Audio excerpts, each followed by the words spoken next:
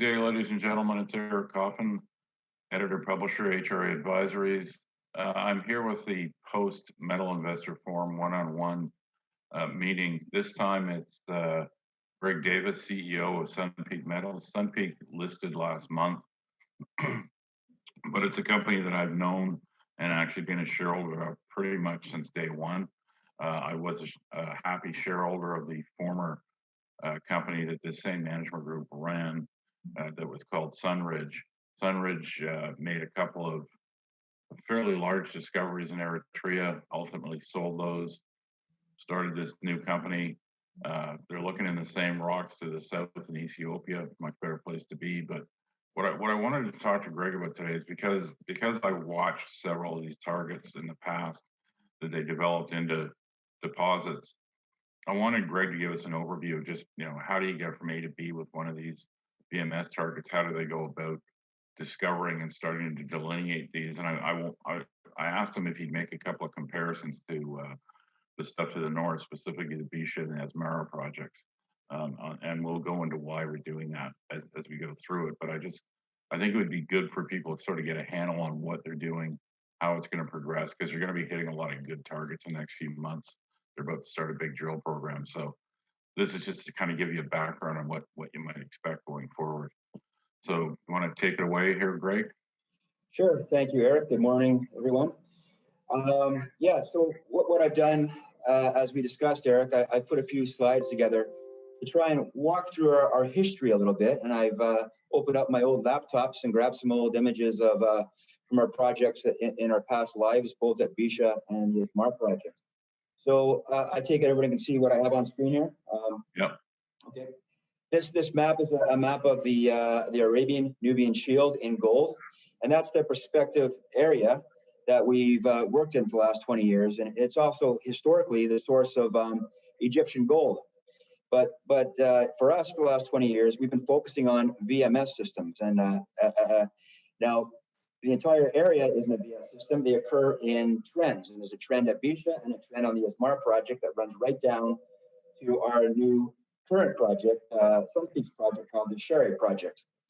So, which I'll talk about. But before I do, a little bit of a history lesson here. These maps were from, the one on the left is from Bisha, from work done in 2003. And so when we started drilling at Bisha, there was a Gaussian located where this white ellipsoid is, where a Gaussian is the surface expression of a VMS where it's been exposed to air and water, and the sulfide material is oxidized. So it's this black rock. It poked out of the ground. It was interesting, so we put our first 6 holes into it and intercepted very strong gold and copper values. We then Can you just lean forward a bit, Greg? Sure. So we then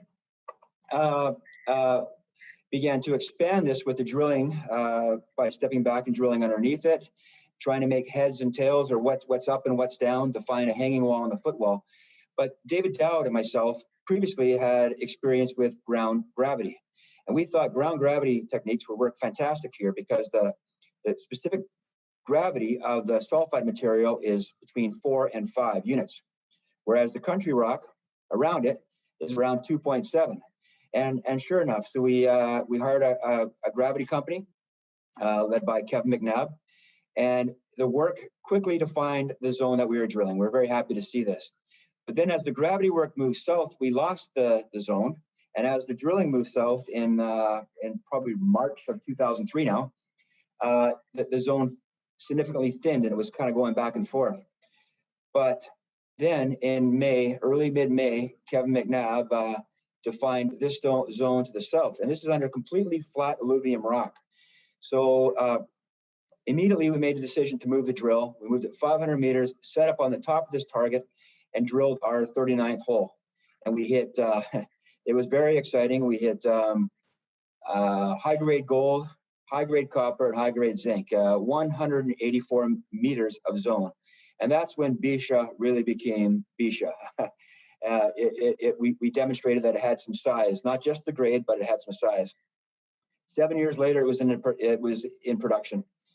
Then our team went on to manage Sunridge Gold. This map on the right is Sunridge's key asset called Embadero. It was a 70 million ton measured and indicated resource. VMS, copper, gold, zinc, silver. But what you're looking at here, this magenta color is the surface expression, the Gaussons at surface. And this had been known since the 1960s and been being drilled by 5 parties ahead of us. It wasn't very exciting. It was about 12 meters thick. There was nothing below it. It averaged about 1 gram gold. But when we took control of this, the first thing we did was bring Kevin McNabb and his gravity team and do a gravity survey. And it defined this large gravity anomaly offset a few hundred meters to the northeast. So in early 2006, we put our first hole into here and hit over 200 meters of massive sulfide, which again, later on became a 70 million ton measured and indicated resource. This one is a little different. There's a large granite intrusion that came in later to the north, and it was really responsible for pushing off the gold cap and separating it from the massive sulfide body.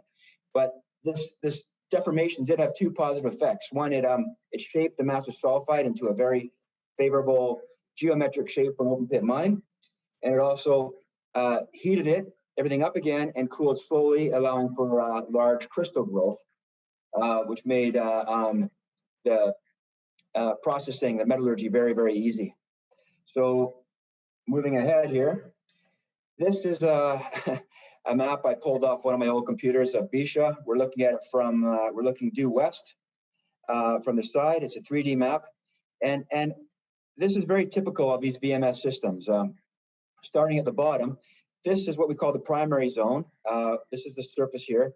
We're down about almost 500 meters. The primary zone is the original material as it was in place on the sea floor and then tilted on end in this situation. And then as we get to the surface, where it outcrops, the material would oxidize and create what we know as a Gausson or a gold cap or a gold oxide cap. And in Bisha's case, it was very prolific. It contained about 850,000 ounces in the top 30 meters. And then this purplish color is known as the supergene zone, and the copper can concentrate there at the water table. And in Bisha's case, it was around 30 meters to 70 meters in depth, and it averaged 4% copper. So once again, very prolific. I'll just run through a few others here. This is the Barwa from Sunridge's project on the Asmar project. Again, a gold cap. It averaged 2.4 grams gold from surface down to about 30 meters. And then the supergene copper here was, it averaged 5% copper. This area here was very important because it averaged 18%. And then the primary, I think it was around 2% copper and 3.5% zinc to depth. So the same pattern. Edi Nafes, also on the Asmar project, same thing. This one is interesting. This was going to be mined underground because there's a village that sits on top of the gold cap. So it was left as a crown pillar. The supergene zone was also not touched. Mining began 50 meters in depth, but it was extremely high grade, over 10% zinc, 1.8% copper, 3.3 grams gold, and 105 grams per ton silver per ton on average. This is Embadero. Again, this was the key asset for Sunridge. This was different because that granite sort of deformed everything. So it pushed the gold cap off and it deformed the copper and zinc zones. It did not have a supergene zone because of this. So now moving to where we are today, and I'll show you how this applies. These VMS zones come down from our former project, the Asmar project. They cross the Terra and Nefisit and cross Meli. And what I'll do today is I'll just talk about one target called the Anguta North, which has become one of our key targets. And I'll run through the process on how we developed this. One thing I just want to point out to everybody too, because I just wanted to dispel the idea that, you know, essentially that Sun Peak had just grabbed a bunch of old showings and stuff. And yes, there are in fact a bunch of showings on the concessions they picked up, but they are generating a lot of new target. And it's worth reminding people that I think there's in the order of 40 or 50 people at work right now for Sun Peak in the field. Yes. And some of the most interesting looking stuff they've got are really new targets that they've generated. And Anguta North that Greg's about to talk about is one of those. So can you walk us through how this developed, Greg? What really drew our attention here in the first place back in, it was 2018 now, April 2018, is a previous operator had drilled a series of holes and hit a limb, a VMS limb.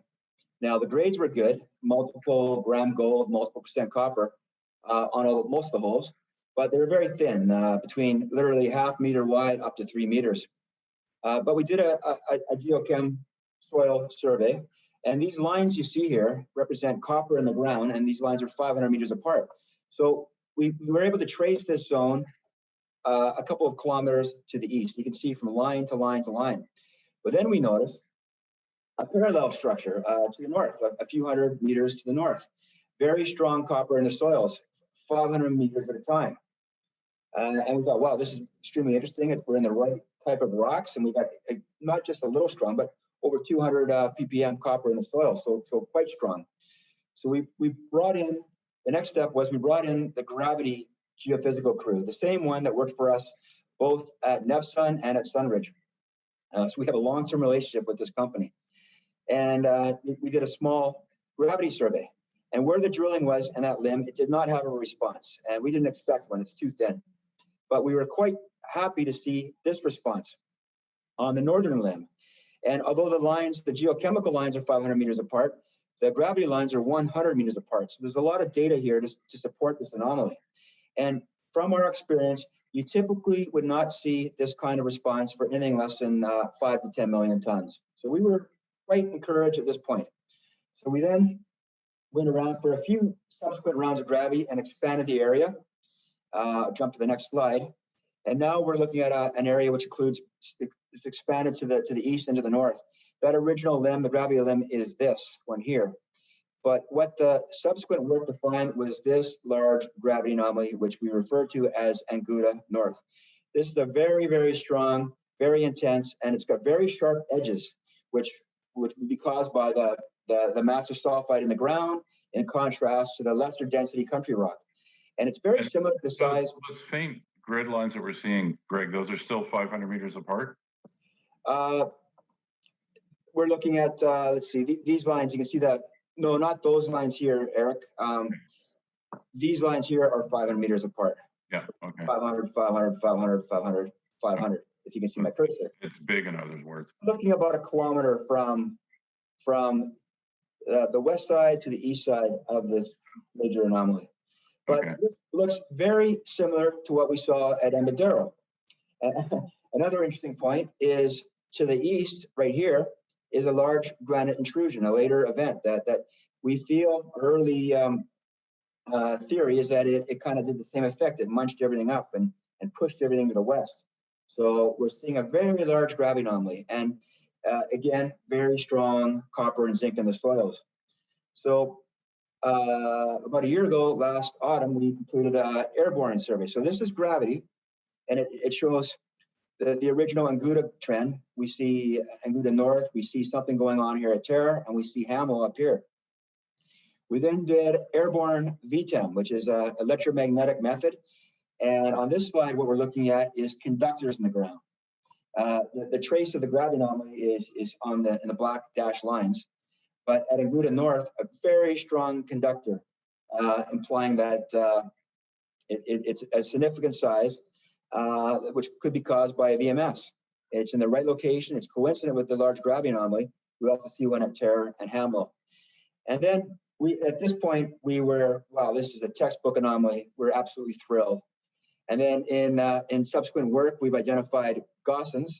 Again, the top 30 meters where it's oxidized at Hamel, Terra, and over the summer, our teams mapped out an 800-meter long Gossan. I think I have it on the next slide. Yeah, we're zooming in a little bit more here, but an 800-meter long Gossan, right on top of the VTEM anomaly, which is this, and right on the gravity anomaly. So we feel this thing literally pulls out of the ground. So this is one of our top priority targets. We'll have a drill assigned to this in October. Again, you know this, Eric, we're moving in 3 drills. One will be on Melly, one will be on another target. The third drill will start, most likely start right here. And this is going to be fun because what we know, it's got a strong gravity, strong EM, strong Gossan, and strong metals in the soils, but we don't know anything more than that. So it's going to be fun to watch what kind of intercepts we get. if we can define a gold cap, if we can define a supergene copper, and then what the primary sulfides contain in terms of metals.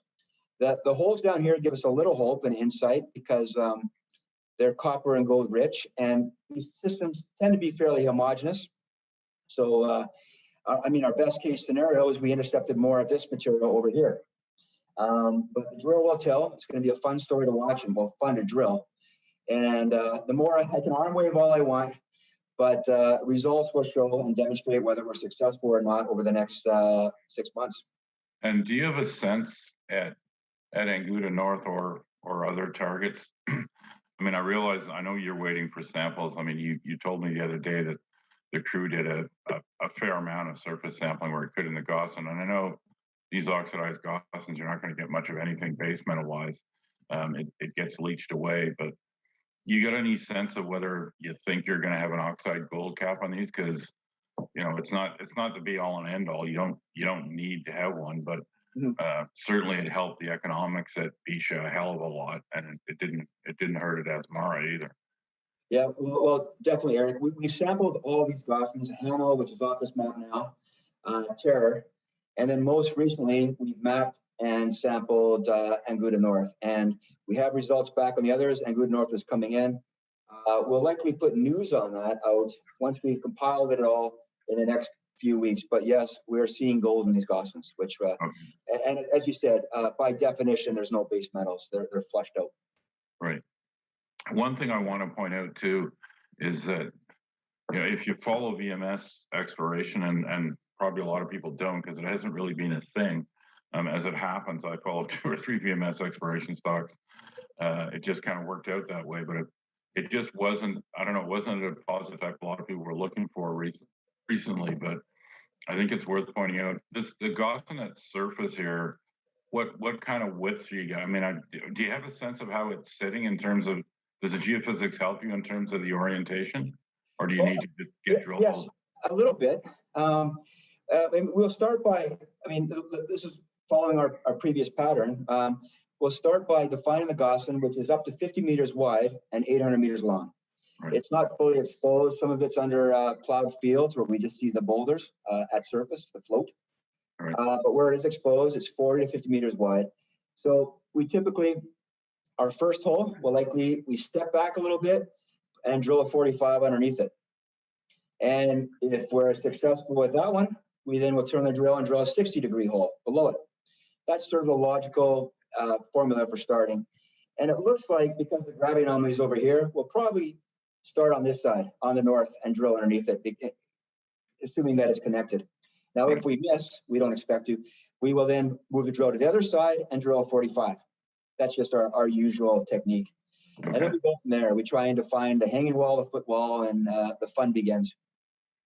Okay. I mean, these are great targets. I mean, I've said in print several times that my conviction about you guys finding a resource is extremely high. In part just because it's you guys know what you're doing, but also these targets are just. This is a big VMS target, folks. It's not small. That's a big target. We feel we're in a district, and this is a big target, and we debate amongst our team which is our favorite.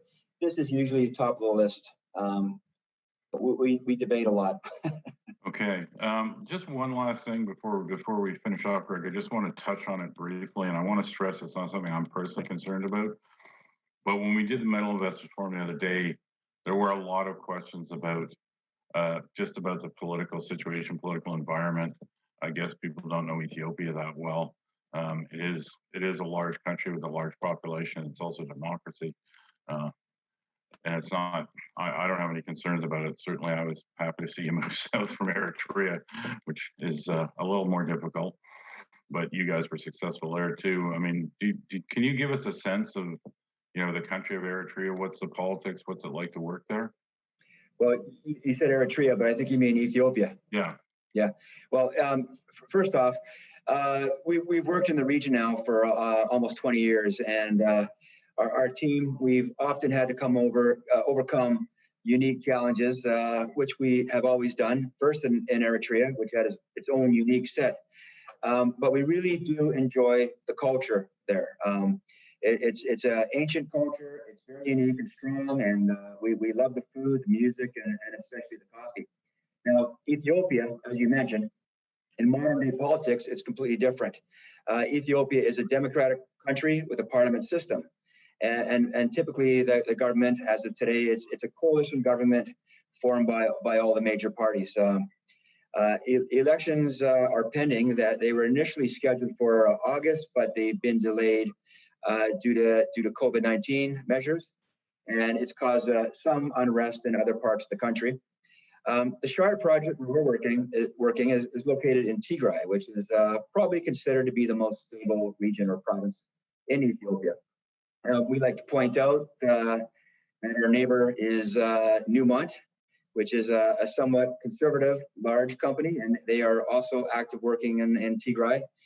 I think it's a risk-reward situation where the rewards can be very high, and it's worth to take the risk.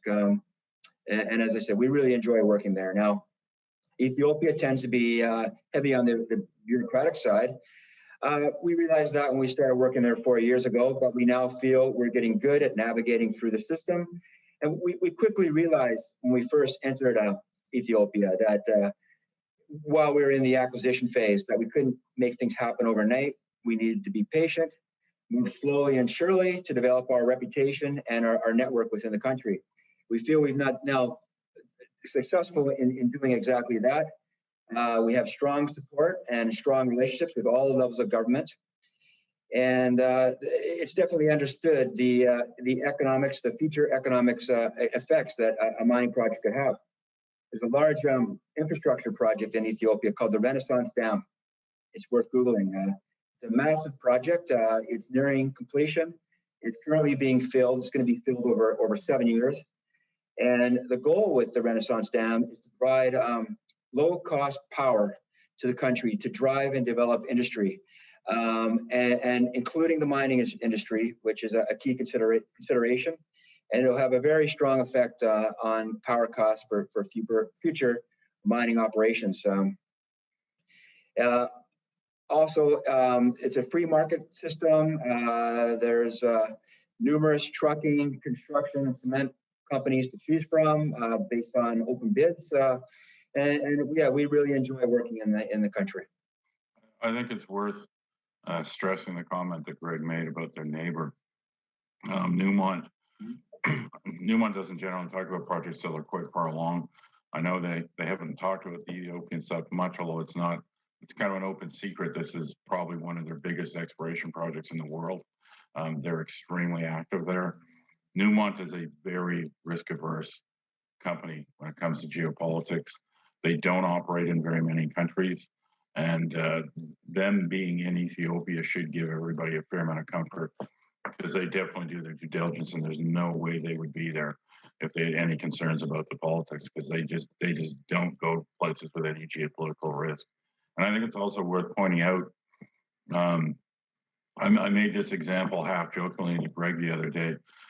He's got a better hairline, but one comparison you can make is the Lundin family. Why are the Lundins billionaires? Well, they're smart as hell. That's part of the reason they're billionaires. But the other reason is they were always willing to go into areas, both on the oil and gas and on the hard rock side.